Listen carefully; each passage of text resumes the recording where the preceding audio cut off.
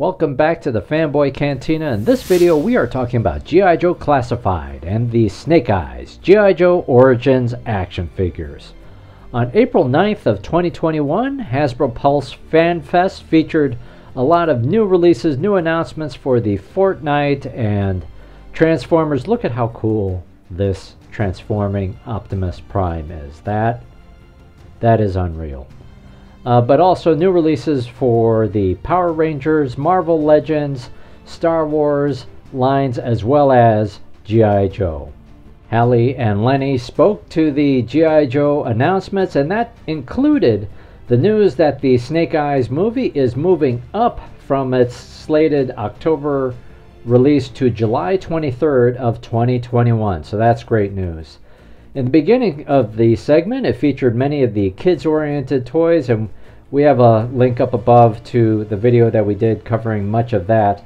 But these toys are at a lower price point, which makes it much more affordable, more accessible for kids and other collectors.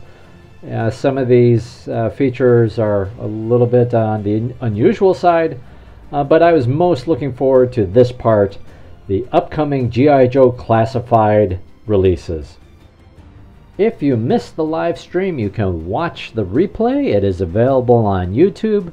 During this G.I. Joe segment, they covered all of the G.I. Joe Classified action figures, as well as their accessories, the artwork, and the boxes, all of that detail, along with Henry Golding appearing.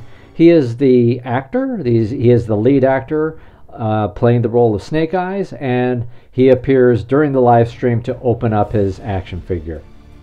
So let's get into it. First we have Snake Eyes. This is a completely new sculpt of Snake Eyes. It is not the same as the first version that was released as part of the G.I. Joe Classified line. If you look at it closely, there was a lot of work put into the details of the action figure as well as the accessories.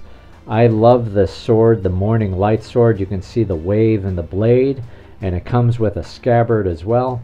Interesting that there's not a Uzi or other kind of submachine gun with this action figure, so it's truly focusing on that the ninja part of Snake Eyes and his origin story.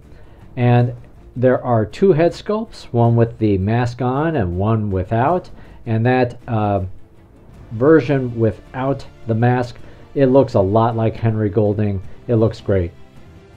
Next we have Storm Shadow. You can't have a Snake Eyes movie, much less an origin story, without Storm Shadow in it. This is a brand new sculpt of Storm Shadow, and interesting enough, on the Hasbro Pulse site, it is the one figure under this line that is limit 1 per customer.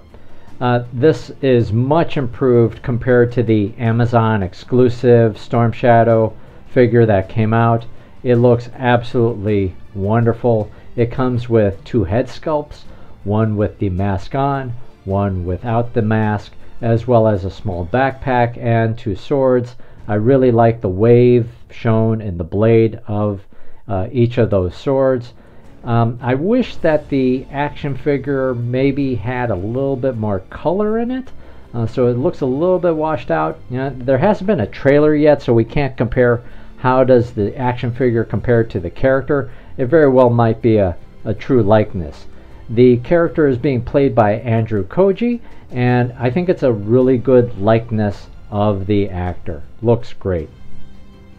By the way, thanks for watching, and if you like this video, do me a favor, hit the like and hit the subscribe button. Next, it's Akiko. I really like this action figure. I like it in large part because, look, it's something new. It's a new character being introduced in the G.I. Joe Classified line, as opposed to a redo of a previous A Real American Hero character. This action figure includes 3 weapon accessories. One is this very long weapon with a blade on both ends of it, as well as 2 smaller bladed weapons. A lot of great work done in the head sculpt as well as in the uniform or the outfit. Looks quite good. The character is being played by the actress Haruka Abe. The head sculpt looks a little bit different from the actress, at least when you compare her likeness in IMDb, but again, I'm very much looking forward to this action figure. Next we have the Baroness. So the Baroness is a completely new version of the character. It is not the same sculpt used as part of the Cobra Island Target exclusive line. The action figure includes the submachine gun as well as two bladed weapons or knives. The glasses are removable on the action figure, and if you look at the uniform closely, you can see all of the fine intricate work that went into producing the uniform for the Baroness, and you can see that they've used a combination of matte black and glossy black to just add a little bit more texture, a little bit more color to the action figure.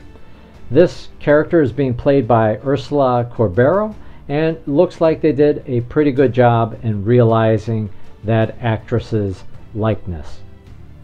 And finally we have Scarlet. So again, this is a whole new sculpt for the Scarlet character. It is not the same as the first version or the repaint version, and I think this is actually the best version of Scarlet. You can see the attention to the paint work and the other sculpt work that went into this action figure. Looks great. Comes with the trademark crossbow weapon accessory. This character is being played by the actress Samara Weaving, and looks like they did a good job in realizing that actress's likeness in the action figure. So post in the comments, what do you think of the G.I. Joe Classified line and these new action figures? Are they action figures that you're going to want to add to your collection? I really recommend watching the replay of the Hasbro Pulse Fan Fest if you haven't seen it already.